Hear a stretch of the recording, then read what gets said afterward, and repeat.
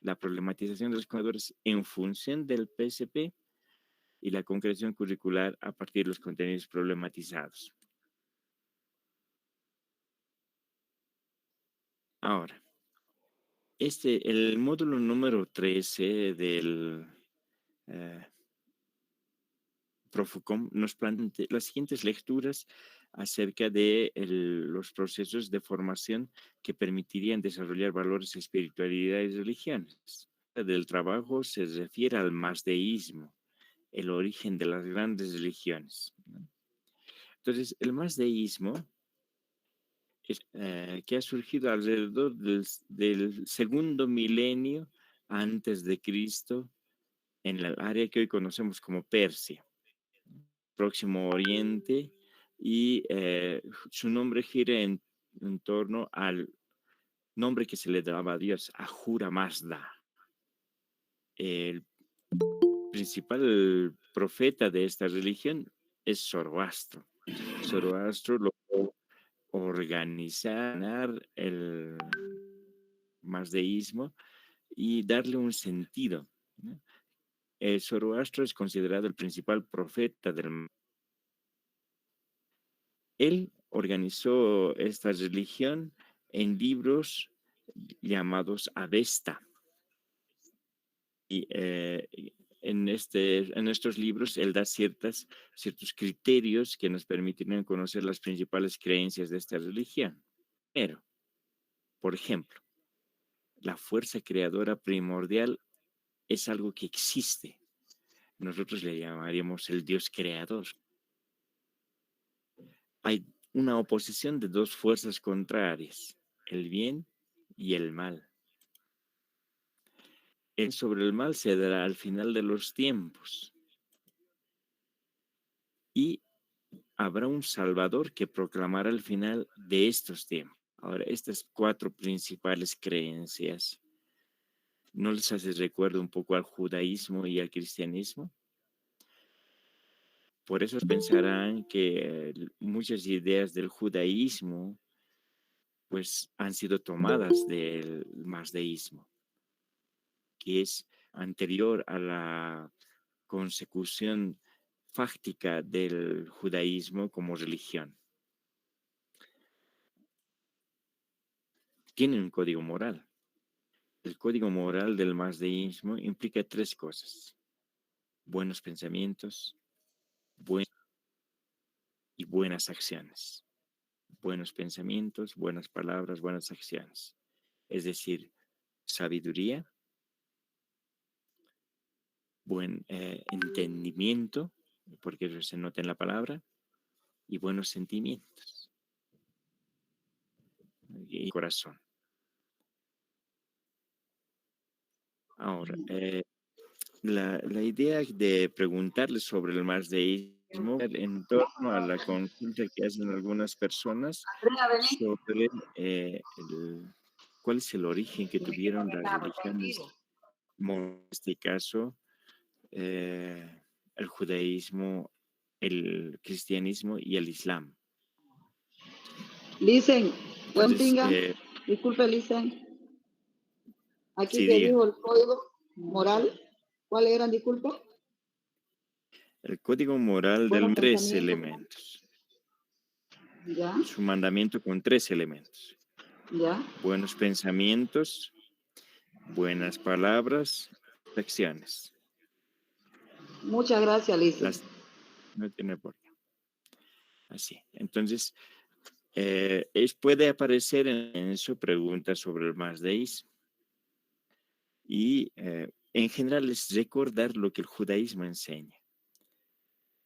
Nuevamente repito, es a recordar que hay una fuerza creadora primordial,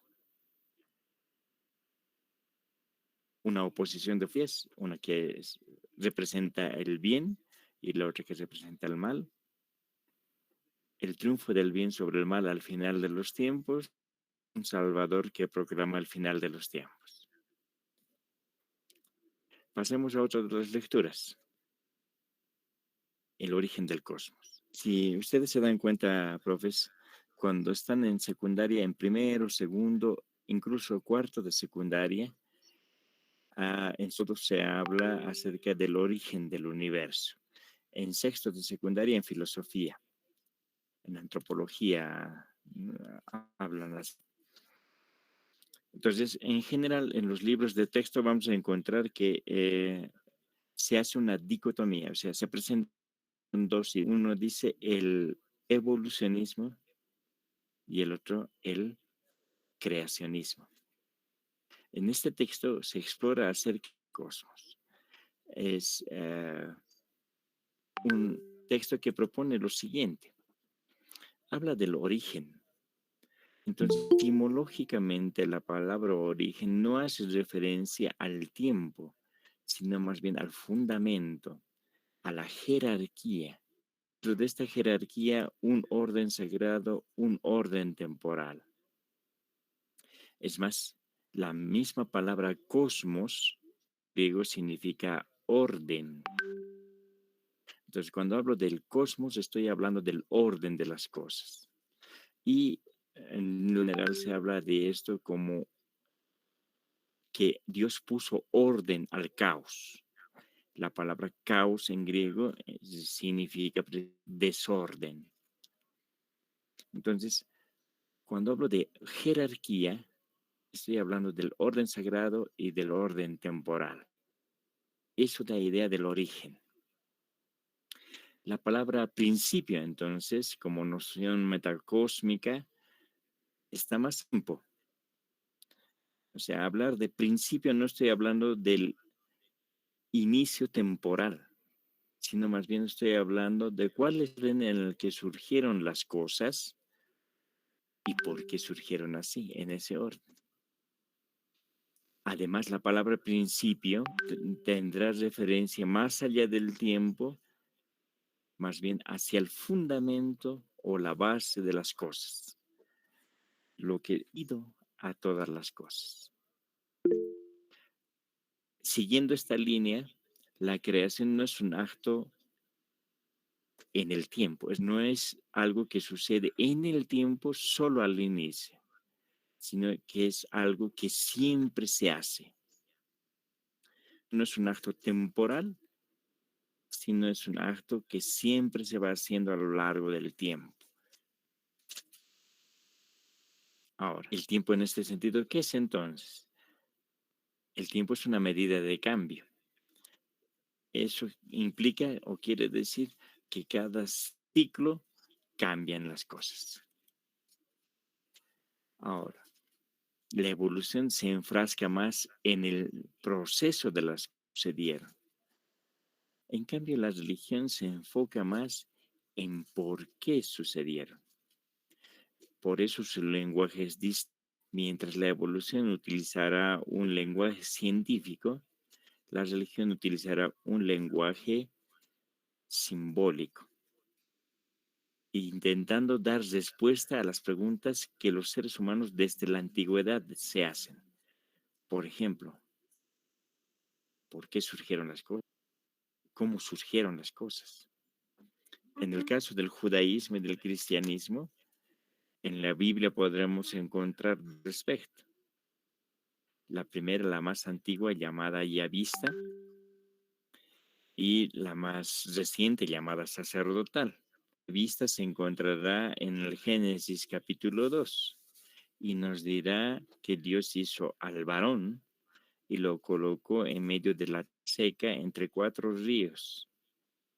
Allí hará un jardín para él, al cual llamarán Edén, y al varón a darle nombre a todas las cosas. Darle nombre significa entrar en posesión, dominar. Pero ve que que el varón, perdón, se encontraba solo y para él hace mujer. Y a la mujer la toma de la costilla del varón y la presenta. Entonces el varón dice, esta sí que es hueso de mis huesos y carne de mi carne. Desde hoy será llamada varona porque toma. El texto en el hebreo es muy hermoso. Utilizará la expresión Isa, mujer, Is, para varón. Lo que llamaríamos también podría ser Adam para varón y Adamá para mujer. Porque la idea del texto es hacer referencia a la equidad entre ambos, ¿no? El ser humano. Entonces, ese es el texto yavista, ¿no? El texto sacerdotal está en el capítulo 1 del Génesis y ese texto ordena por días, aquí está el orden temporal, se dan cuenta, ¿no? Ordena por días la creación. Ya Dios pondrá orden y separará la luz de la oscuridad. La tierra del agua. Luego en la tierra hará crecer vegetación. Luego la luna y las estrellas para guiar la luz en el día y orientar en la noche. Finalmente hará los animales acuáticos y a los animales terrestres y al ser humano. Todo esto es un orden que se convertirá en un orden sagrado, que inicia de lo más pequeño y con más difícil de hacer. Por tanto, el ser humano será el pináculo de la creación y lo más creado. Ahora, ¿y por qué será difícil? Porque el ser humano se parece a su creador. El ser humano, varón y mujer, pues el texto es muy claro. Varón y mujer, Dios creó. Así dice, ¿no? O sea, el ser humano es el varón y la mujer. Varón solo y mujer sola no es ser humano. El ser humano es varón y mujer. Esa es la idea del texto, ¿no? Como verán, este texto da fundamentos y bases para la relación entre las personas, para la relación en la casa. Ahora, la evolución no se enfoca en este proceso, no quiere responder a estas preguntas. Lo que le interesa a la evolución es ver el proceso, cómo se desarrolló esta, cómo surgió realmente. Y en esto habrá distintas teorías. Una de ellas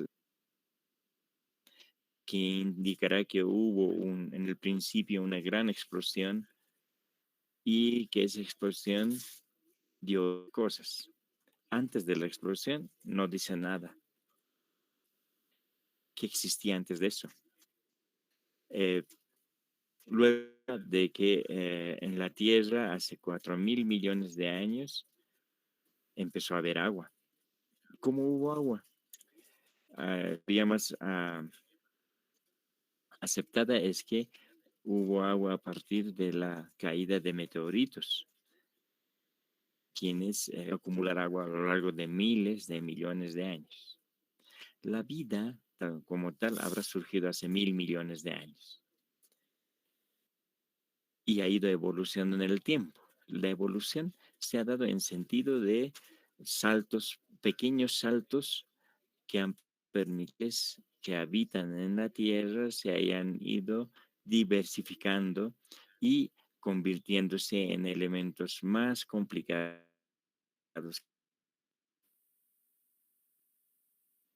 La creación y la evolución son dos cosmovisiones distintas.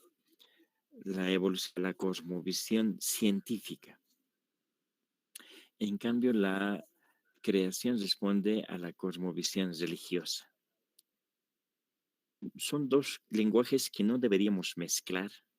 Cada quien tiene su particularidad. ¿Pueden complementarse? Sí, no es lo ideal, porque son dos cosas distintas, dos cosmovisiones distintas, dos cuestiones que no deberíamos comparar. Y ese es el error que se comete en el colegio. Y confundimos a los chicos y les hablamos de la teoría creacionista.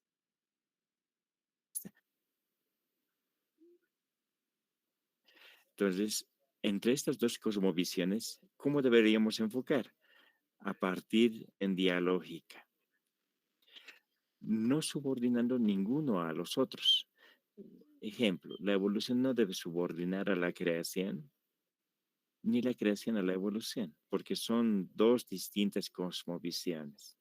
Lo que deberíamos hacer es entablar una discusión dialógica que nos permita conocer ambas bien, porque a veces no conocemos ninguna de las dos y tenemos eh, criterios claros respecto a ambas. Por ejemplo, si pregunto de dónde viene el ser humano según la evolución, el 90%, cuando en ningún momento la teoría de la evolución, ni Charles Darwin en su texto, ni uno nos diría eso. En realidad, el ser humano habría surgido de una rama que se denominan homínidos. Rama común entre simios y seres humanos estaría entre los ponquénidos. Si hablamos de esto de la evolución, la mayoría nos hablaría de los monos. Incluso nuestros digo que existe del ser humano evolucionando desde el chimpancé hasta el Homo sapiens está mal interpretado, es una interpretación artística. Entonces, como ustedes ven, conocer bien implica una discusión dialógica, una mentalidad. Si recuerdan, cuando hemos hablado del enfoque del área, hemos dicho que debería ser dialógico, ¿no? Y el sentido de estructuración de la mentalidad colonial. Otro de los elementos de la desestructuración de la mentalidad colonial es una descolonización de las ideologías. O sea, en el área haber ningún adoctrinamiento, porque el adoctrinamiento es contrario a la ciencia, contrario al lógico, porque lo que busca el adoctrinamiento es imponer una idea. Entonces, la idea es que deberíamos evitar las generalizaciones. No puedo generalizar y decir, esto es para todos. Lo que la discusión dialógica hace es que tengamos un criterio. Tan como los estudiantes deberíamos tener un criterio fundamentado. Por eso cuando hablamos de fundamentos y bases, hablando de esto, ¿no?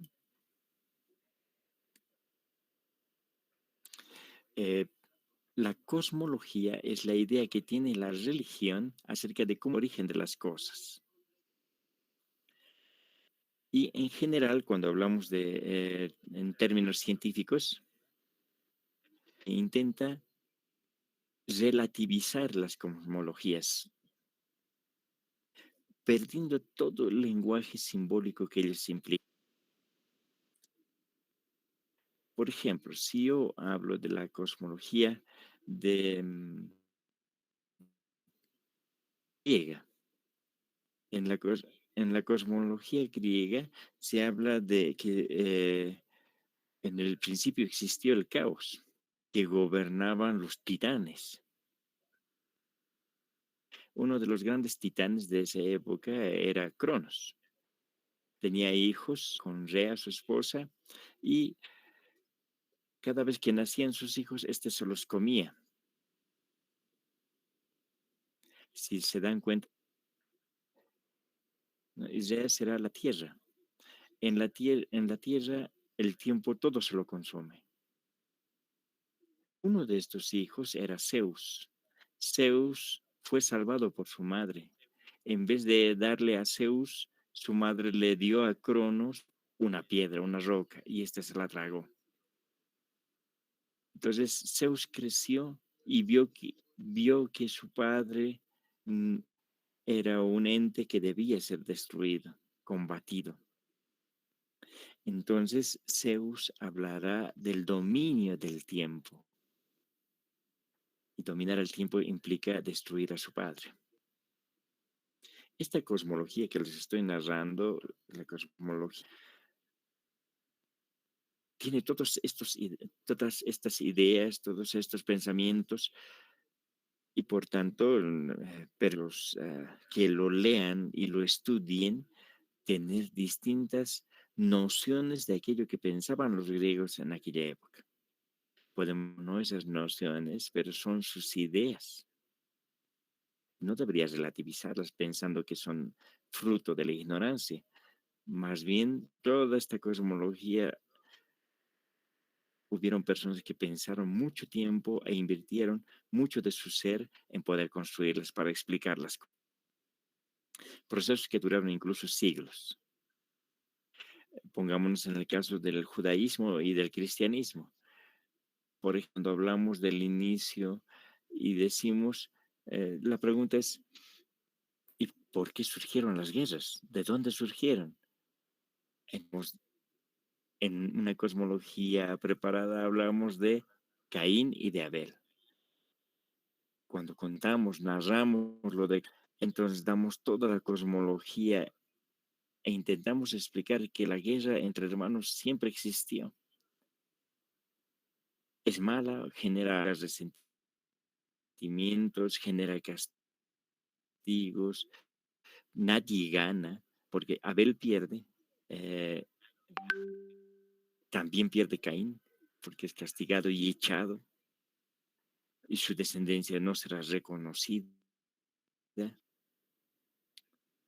tendrá una marca de por vida, y con la cual les reconocerán en donde vayan, y esa marca dirá, este mató a su hermano. En la guerra, ¿quién gana? Toda esta riqueza de la cosmología se pierde si las relativizamos.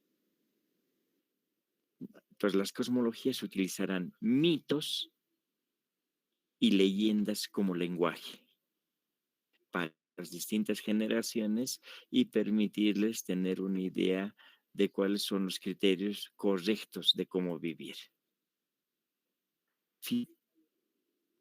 No debemos olvidar cuál es la función que tiene la religión. La función de la religión no es proporcionar ritos, sino más bien promover, infundar la felicidad. Porque cuando te encuentras, eres feliz. La otra lectura de trabajo de este módulo nos propone a la espiritualidad andina. Ha debido de escuchar acerca del Pacha. Entonces, en el Pacha se encuentra todo. Ese es el sentido de esa palabra. La palabra Pacha implicará lo material y lo espiritual. Lo arriba y abajo, al centro y adentro, afuera y adentro, así. O sea, Pacha lo abarca todo. Es el tiempo unidos en uno solo. Esta idea que parece tan extraña es algo que la física cuántica está rescatando, porque implica la idea de la unión entre el tiempo y el espacio. La física cuántica también. Es una de nuestros antepasados y que ahora se está retomando a través de la física cuántica. Entonces, no hay nada fuera del Pacha. Y les voy a mostrar una diapositiva que habla respecto a eso. Nos vamos a pasar para aquí está. Esto es un diagrama que está dibujado en las crónicas de Juan Pachacuti Salcamaigua, uno de los cronistas indígenas que escribió alrededor del siglo XVII, 1620 más o menos. Entonces, este es el Pacha. Así lo dibuja. Todo es, todo. Si ustedes se dan, todo está ahí. Ahora, el Pacha se divide en tres elementos, en tres dimensiones, que están interrelacionadas entre. Está el Alaj Pacha. En Aymara estamos hablando, ¿no? Alaj Pacha. Está el Kai Pacha o Aka Pacha en Aymara. en quechua es caipacha, ¿no? Y el mancapacha, ¿no? Ahora, alajpacha ¿Ya? es el lugar o la dimensión donde vivirían los seres celestiales. No quiero ser pis, Entonces, ¿no? si ¿No? ustedes observan esta cruz aquí, esta hacia al cinturón de Orión y son 3 estrellas grandes, ¿no? Orcorara, por eso les digo, esas 3 estrellas es el lugar donde vive Viracocha. Viracocha será el dios principal que tendrá el mundo andino. Viracocha precisamente alrededor del lago, en el norte y hacia la costa peruana Pachacama y hacia el sur y a la costa chilena Tunupa. Los 3 nombres, Viracocha, Tunupa y se refieren al mismo dios. Entonces, es aquí donde viven, es como un huevo cósmico donde vive. Ahora, por eso dice aquí, Viracocha Tixicapaj Unanchan, ¿no? Entonces, distintos nombres que recibirá Viracocha, es el lugar donde vive él. ¿Qué puedo observar de Viracocha? Puedo observar y en su rostro es el sol, Vilca, ¿no? En quechua se dirá Inti y la luna se dirá Quilla. Ahora vean, toda esta dimensión del Pacha, dividida también por el medio, entre lo que es masculino y lo que es femenino. Masculino a la izquierda, ven de frente es a la izquierda, pero si dan la espalda, eso sería a la derecha. Entonces, estaría el sol como masculino, la luna como femenino. Del amanecer, de la mañana, es masculino. La estrella del anochecer es femenino. La chacana o la cruz del sur también está dividido así. Hay una parte masculina, por ejemplo, en quechua Saramama es la madre maíz y lo femenino será la copa mama, es la madre. Entonces, la chacana es un puente que unirá lo masculino con lo femenino. Lo de arriba es la palabra puente o chacana debe ser algo que debemos recordar bien, ¿no? Porque al final lo vamos a compartir en sentido cristiano también. Entonces, en el amanecer también hay cierta, se me olvidó la palabra, pero es cuando se humedece, ¿no? Y en la noche aparece la niebla. Entonces, cuando todo humedece en la mañana en quechua sucho, y en la noche pocoy, entonces en ambos casos está uno y femenino para el otro. El verano masculino, el invierno femenino. El rayo masculino, femenino. El arco iris masculino, el árbol femenino. La pachamama masculina y la mamacocha femenina. En este sentido son complementarios, ¿no? El masculino, la mujer femenina. Ahora, todos estos elementos de las 3 dimensiones, de Alajpacha, Acapacha, Mancapacha y y la izquierda, o sea, lo masculino y lo femenino, todo eso está interrelacionado dentro del Pacha. Lo hacen interrelacionar utilizando diferentes puentes, como por ejemplo los animales. El cóndor interrelaciona entre el Alajpacha y el Caipacha. El interrelaciona entre el Caipacha de abajo hacia arriba hacia el Alajpacha. La víbora inter el Manjapacha, o sea, con el Caipacha. Los lugares que son como cuevas serán llamados Imaimana. Son como ojos que unen un lugar del Pacha con el otro. Y estos elementos serán interrelacionados entre sí. Cuando uno ve por montañas, las verá como si fueran una gran serpiente que une el man con el Caipacha, es decir, con el mundo inferior, con el mundo de aquí y de ahora. Para algunos esto resultará muy desconocido, especialmente en las zonas del oriente y por ejemplo, ¿no? Pero para el mundo andino esto es algo que está presente en todos sus ritos. Por eso hay personas que cuando salen de la casa, porque encargan al cerro como si fuera una persona viva, me lo vas a cuidar la casa. Lo masculino y lo femenino está dado porque hasta las piedras podrían ser masculinas o femeninas. No estamos hablando en este caso de sexo, sino más bien de función. La Pachamama como algo masculino, no femenino, interesante eso, ¿no? Como algo masculino. Y la lugares donde hay agua, el lago Titicaca, por ejemplo, como femenino. Los cerros masculinos, los ríos femeninos. Así sucesivamente. Toda esta interpretación está dentro del Pacha.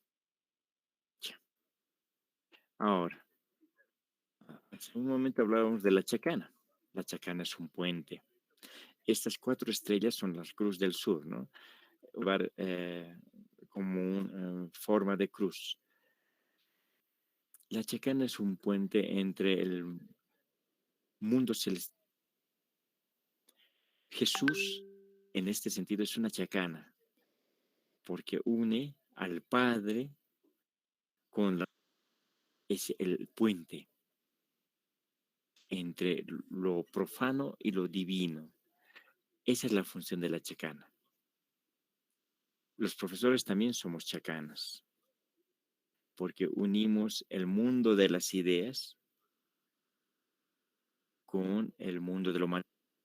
Entonces, la función de la chacana es muy interesante. No se refiere entonces solamente a la Cruz del Sur, sino a entonces que encuentran un puente para unirse. La huilancha. Dentro de los ritos que existen en el mundo andino, está la huilancha. Bueno, uno conoce, por ejemplo, la coa, cuando prepara un saumerio. Entonces prepara uno carbón o madera, la quema hasta que se convierte en al rojo vivo, ¿no? Y sobre eso coloca o incienso o copal. Si es para el cielo, si es copal es para la tierra. Vean esa dualidad que siempre es un principio que existe en el mundo andino.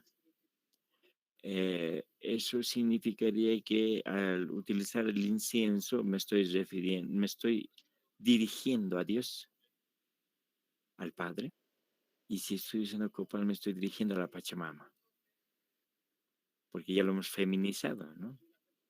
Entonces el Padre y la Pachamama como algo femenino. Dentro de los valores que existen del mundo andino, existen 7 principios, les llaman. El principio del respeto, que gira en torno a la jerarquía. El mayor con el madre, con el hijo, el varón con la mujer, etc. Obedecen al principio de la jerarquía.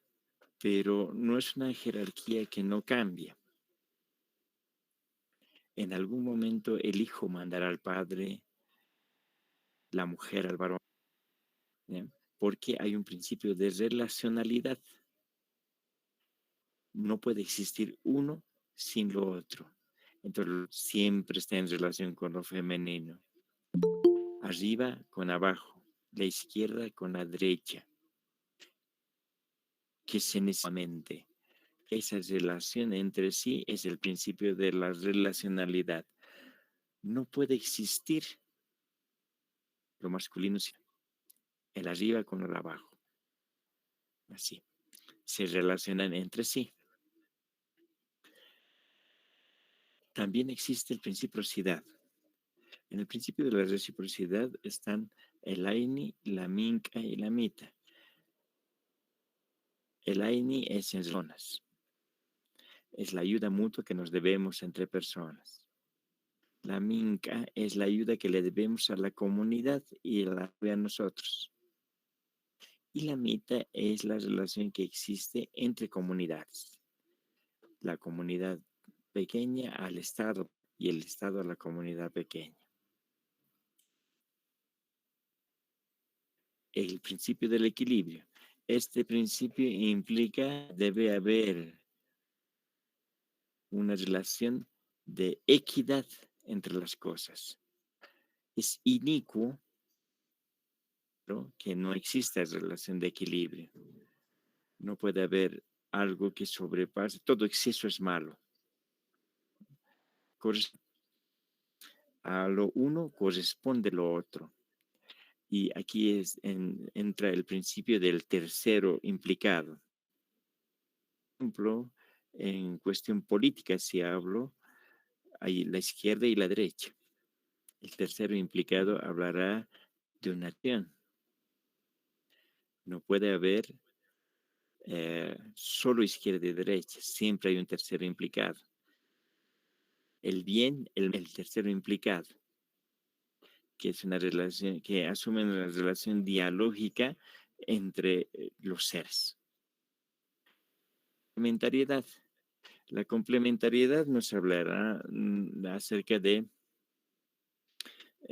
que lo que vida se necesita entre sí. No hay nada que sea superior ni nadie que sea superior. Todos somos el ser humano en esta visión no es alguien superior a, es más bien alguien en medio de. Eso lo muestra muy bien los tejidos, esa interrelación de complementariedad, el uraki o el tejido que hacen las personas en una forma de lenguaje. Y esta forma de lenguaje implicará la unión, el complemento entre los seres. Medio, un taipi.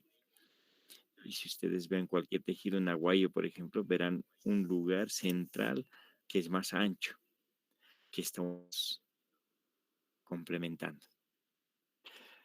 La solidaridad, yo creo que este punto está un poco más ligado al mundo occidental, si preferiríamos, porque la solidaridad implica a alguien que está bien y que quiere ayudar a alguien bien. Alguien que tiene con alguien que no tiene. Está también este principio de dualidad, ¿no? Una idea un poco más ligada al mundo occidental. La familiaridad. Este principio implica a que interrelacionarse entre sí. Las familias no son los núcleos centrales, sino las familias extensas público antiguo. Entonces, cuando vas, por ejemplo, a las zonas rurales, no va a faltar quien te diga tío, porque eres su familia. Muy bien, profes. He querido compartirles esta información y también voy a esperar sus preguntas. Espero que les sirva para el examen de ascenso. Miguel, tienes la palabra. Gracias, Fernando. Entonces vamos a dar espacio, unos minutitos para una o dos preguntas, si algún fuera, para luego dar paso a nuestro otro módulo.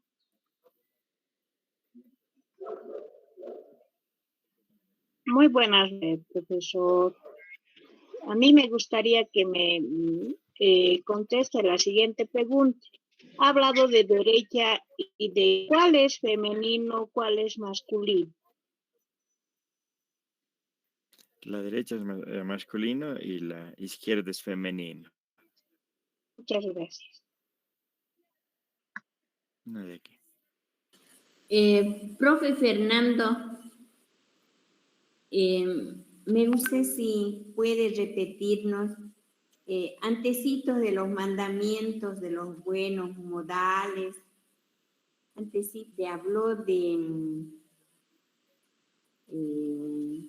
referente a los áreas, pero habló de los mandamientos.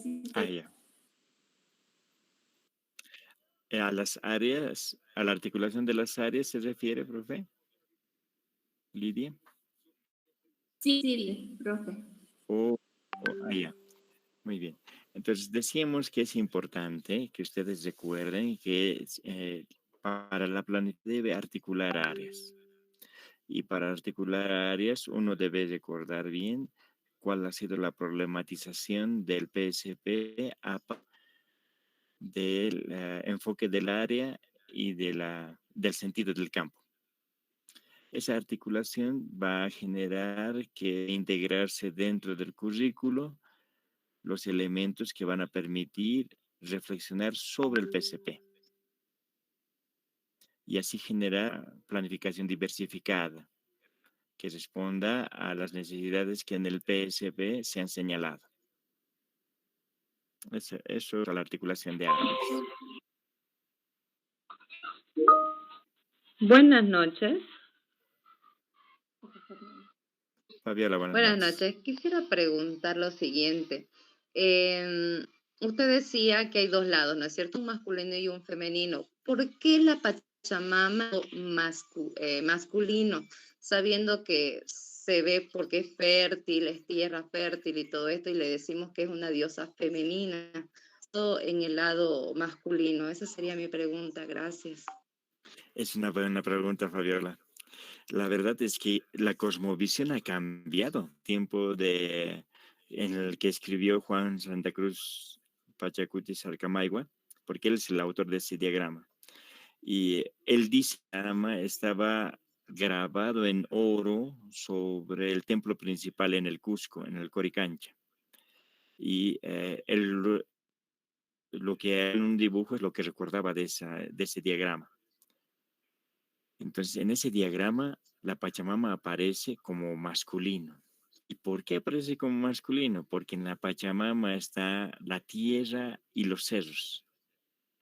Y en cambio, lo de la tierra y los cerros es el agua, que aparece más abajo.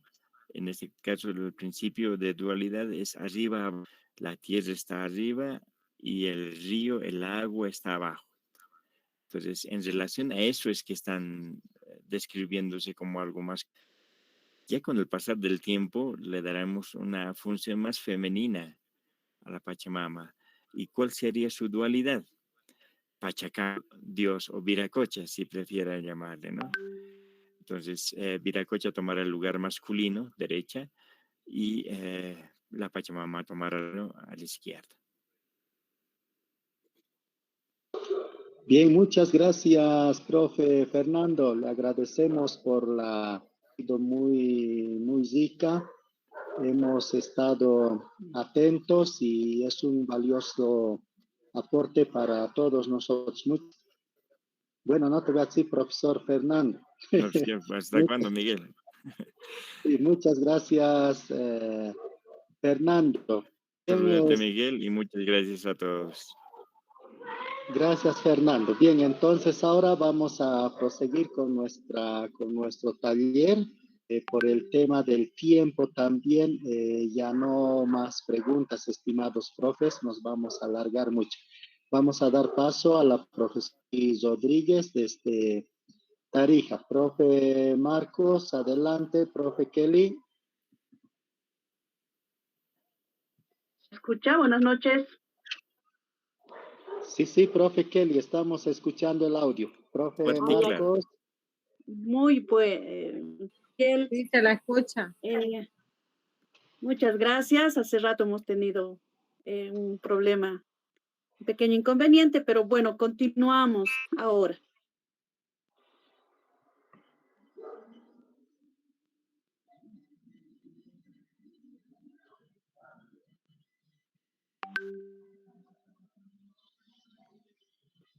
Bien.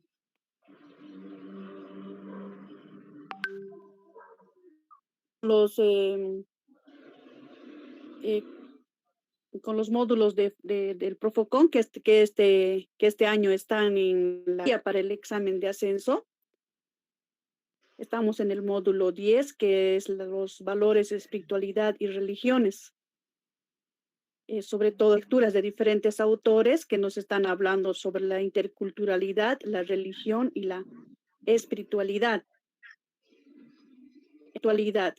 Para entender, en la primera lectura nos proponen, ¿no? La lectura de Mircea Eliade, para entender todo lo que es la espiritualidad, la religión, ¿no? Entender algunos términos como erufanía, que proviene de hieros, que significa sagrado, aneia, que significa manifestar. Entonces, la hierofanía es la manifestación de los sagrados. Ese término fue acuñado por Mircea Eliade en su obra Tratado de la Historia de las Religiones de 1974, o sea, de muchos años, más de 40 años, que hasta ahora se sigue manejando, bueno, conceptualizando también. ¿Qué nos dice Mircea? Nos dice que lo sagrado siempre dentro de una situación histórica determinada, es decir, dentro de la experiencia del ser humano, ¿no? De que si va a tener la experiencia del ser humano de diferentes situaciones sagradas, llega al... De ahí que para un niño, por ejemplo, un juguete se hace algo sagrado. Puede tener muchos juguetes, pero uno es personal, es santo. No sé si recuerdan, ¿no? Uno de los niños perdió un peluchito y bueno, hasta que lo encontraron, ¿no es cierto? Porque para ese niño eso era algo, está influido por los momentos históricos personales. Ahora, las hierofanías pueden ser de forma simple o compleja. Las simples se manifiestan a través de objetos, ¿no? Como una piedra, un anillo, una espada, un río. De ahí que los pueblos originarios tienen mucho, y bueno, lo que decía Fernando, ¿no? La convivencia con el espacio, el cosmos y bueno, tener algo como dejan encargando la casa, el cerro, al cerro, cuidármelo la casa, porque es algo sagrado para ellos, ¿no? Pero también es complejo porque esta se manifiesta un largo proceso. Por ejemplo, el surgimiento del cristianismo en las tierras de Latvia y Ala no han sido sencillas. Han tenido un proceso muy... Entonces, desde ahí que se hace esta diferencia de lo simple y lo sagrado. Todo lo que el hombre ha manejado, ha sentido, encontrado o amado, se puede convertirse en una hierofanía. En la lectura 2 de este apartado 1 también nos hablan de los problemas que han ido surgiendo al hablar de lo que es Dios, los tótems, ¿no? Y de ahí que han surgido dos ambiciosos problemas que los teólogos, los filósofos han tratado de resolver. El problema es el origen de los hechos religiosos y bueno, el otro problema ambicioso del que se ha estudiado antes y se estudia hasta ahora es el de las genealogías religiosas, ¿no? Tomando en cuenta que los tótems son objetos de la naturaleza, un animal, plantas, etcétera, ¿no? Actúan como símbolos o emblemas colectivos al que una tribu o un individuo venera o le otorga un valor. Como por ejemplo los guaraníes tienen los espíritus protectores del río, de los animales, y no solo los guaraníes, ¿no? Sino también en la parte Entonces se ha discutido mucho sobre la génesis de la existencia de Dios, ¿no? Es un tema que siempre se ha discutido. ¿Cuál es el principio? Bueno, desde las diferentes áreas, ¿no? Desde la existencia del mundo, pero ¿quién ha sido Dios el autor? Entonces, ¿quién ha creado a Dios? Entonces, se ha discutido bastante sobre esta génesis, ¿no? La tendencia actual es volver a Henry Hoover registrar en su originalidad y en su complejidad los sistemas religiosos han sido o no son practicados en el mundo.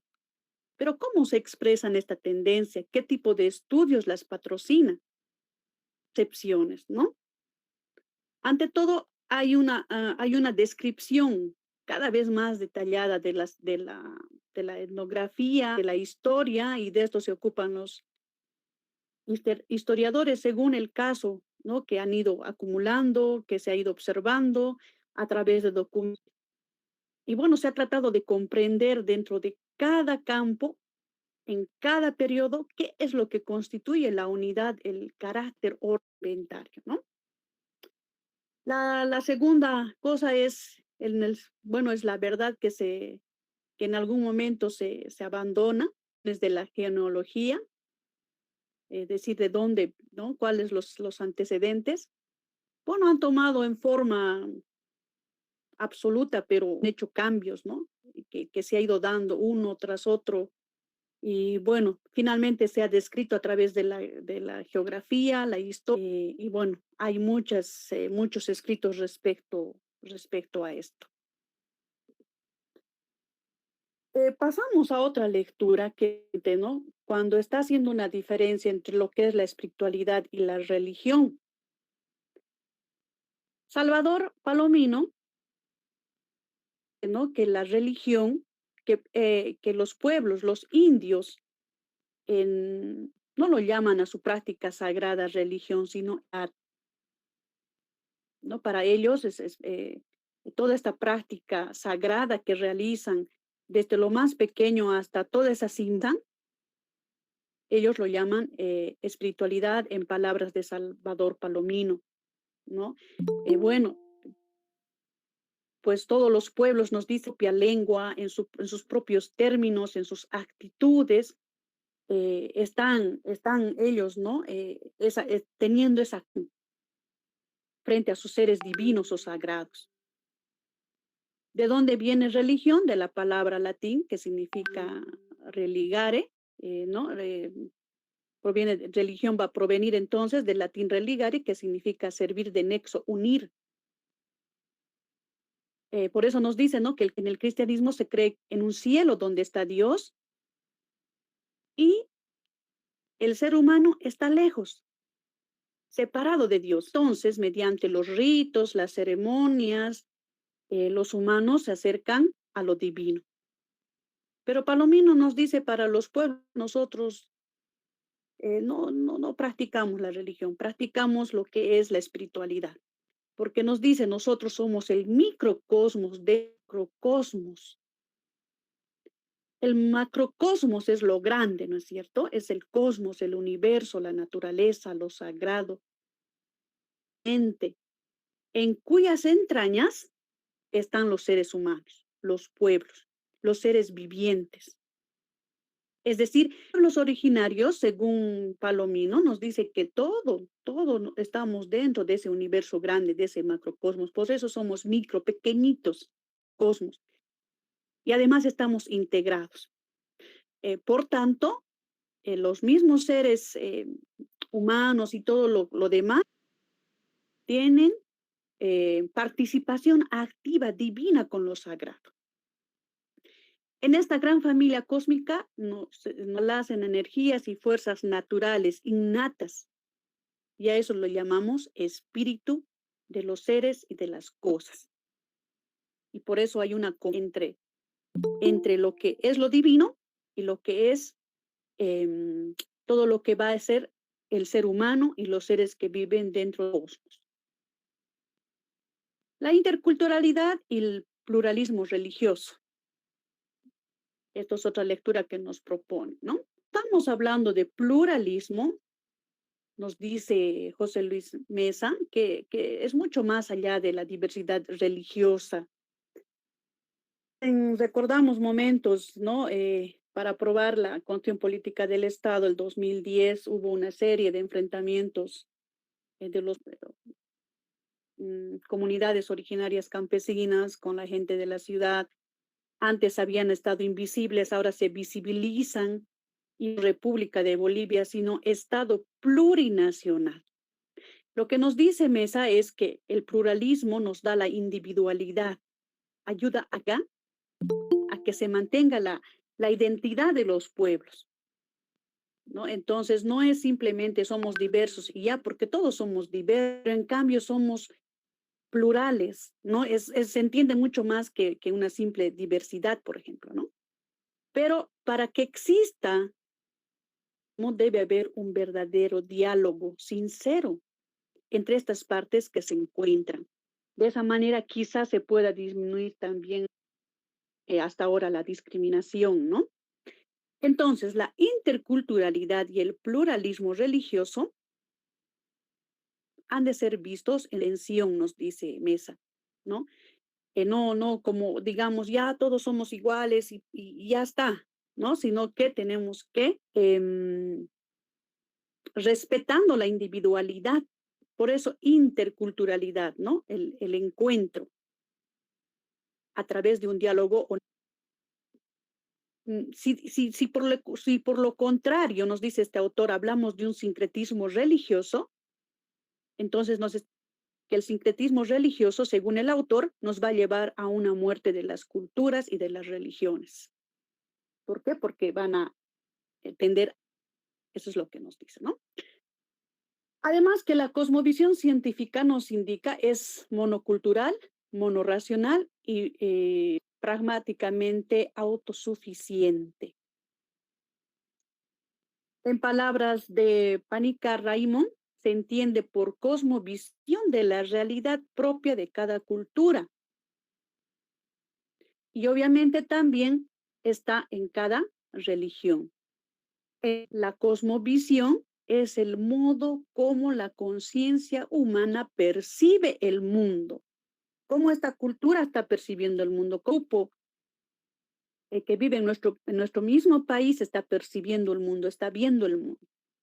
Nos dice que la cosmovisión científica es mono, porque solo está hablando de una sola cultura, a pesar que se habla de la interculturalidad, pero trata de ser, ¿no?, la cultura dominante sobre la cultura de repente menos dominante, lo que es la cultura, la cosmovisión científica tal, porque razona desde un punto de vista y tiende a creerse autosuficiente.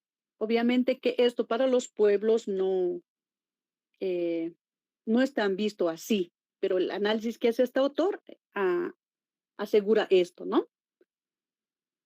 También hablamos de ritual y hay una cuestionante, ¿no? Ha sido una conquista, ha sido un encuentro, ha sido una invasión.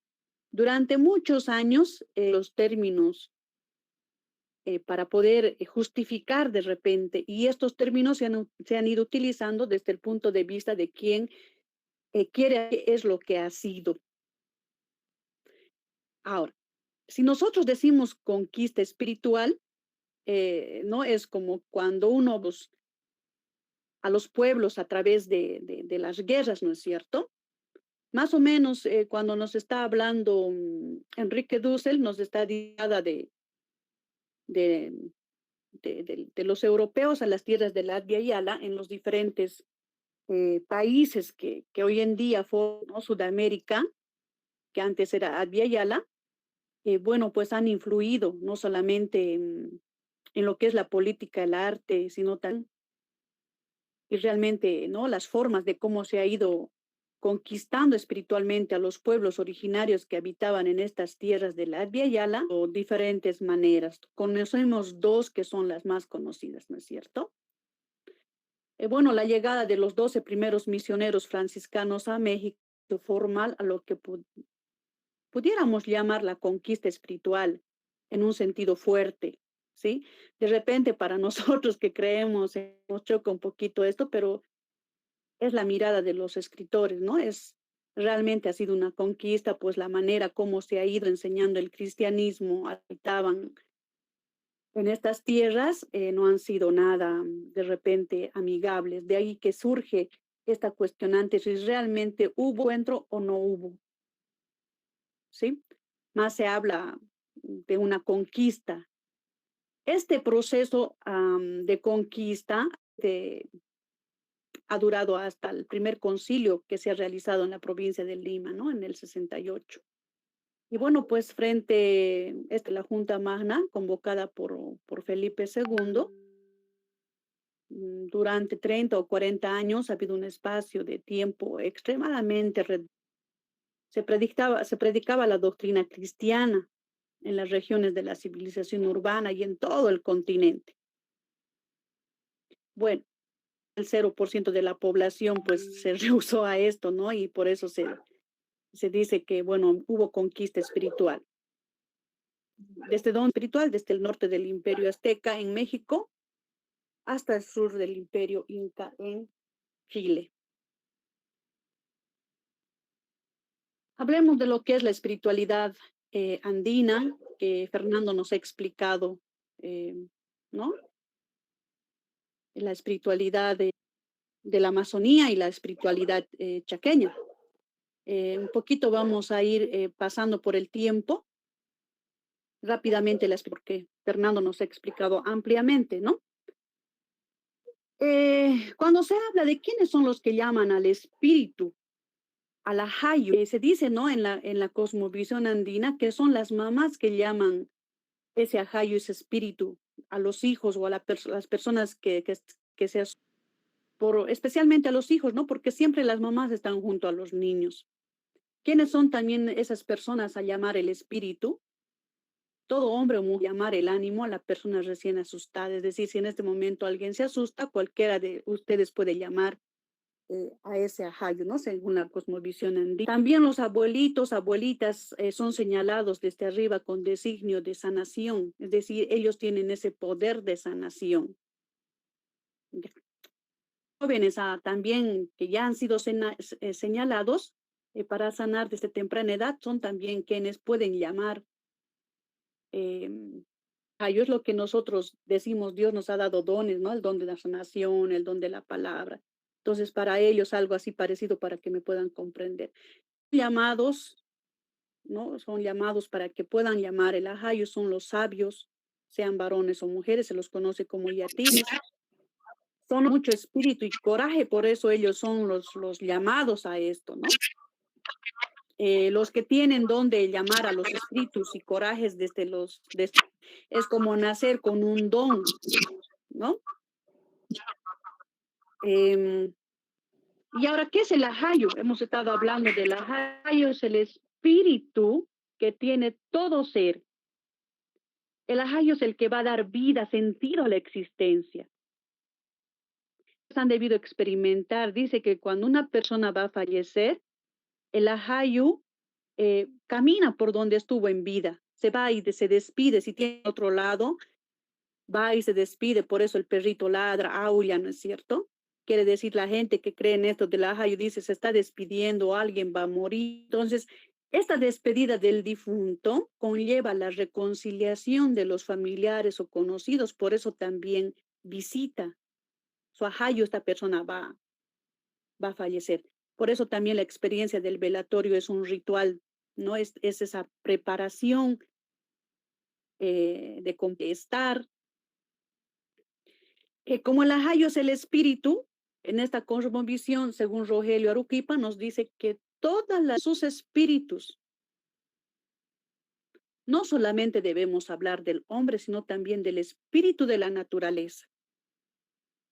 Todos los pueblos andinos, amazónicos, chaqueños, la naturaleza no es materia muerta, inerte, sino es viva, es energía.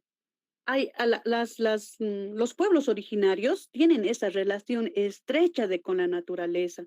Por eso cuando van al campo dicen, recobrando nuestras energías. Mucha gente que se ha venido del campo a la ciudad añora ir al campo para recobrar sus energías, porque tienen ese nexo importante, ¿no?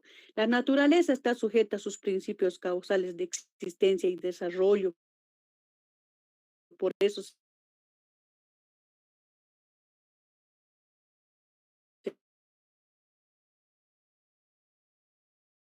les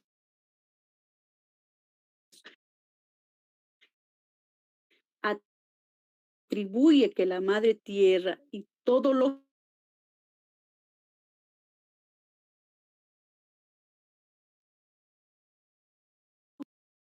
existe es espiritual y tiene vida. El aire tiene vida, el aire, ¿no? Los espíritus protectores.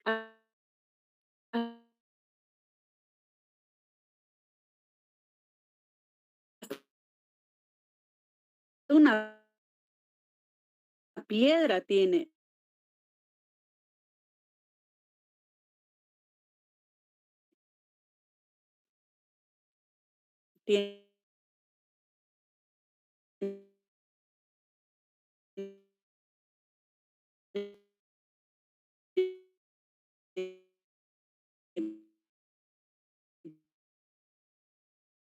vida. Lo que decía Fernando Baroni, la piedra se da, ¿no?